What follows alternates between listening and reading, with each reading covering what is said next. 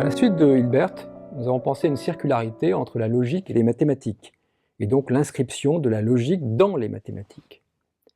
Avec l'axiomatisation de la logique, celle-ci est conduite à entrer progressivement dans un processus de variation axiomatique qui conduit à l'émergence d'une infinité de logiques possibles.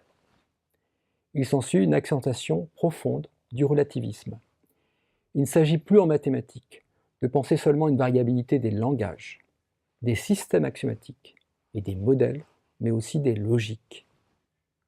Cette variabilité correspond à une deuxième étape de désaristotélisation de la logique qui est plus radicale que la première opérée par Frege. Nous avons vu que la logique intuitionniste, initiée par les travaux de Brouwer et son rejet de l'infini actuel, remettait en cause le principe du tiers exclu. Cela conduit à remettre en cause le principe de bivalence qui n'admet que deux valeurs de vérité, vrai et faux.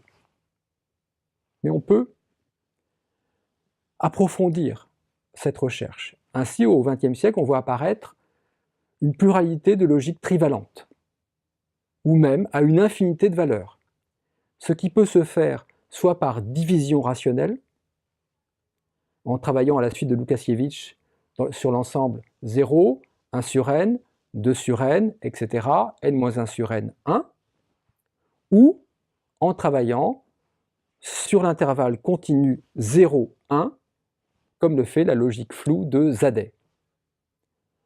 On peut également explorer, comme je l'ai indiqué, la voie des valeurs négatives, en prenant en compte la différence logique entre la négation et l'inversion, ce qui peut conduire à penser des probabilités négatives, ainsi que le suggéraient notamment Dirac et Feynman.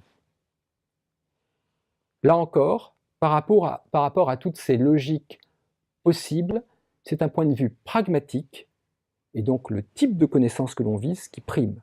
On choisit alors dans quel domaine logique il importe pour nous de travailler.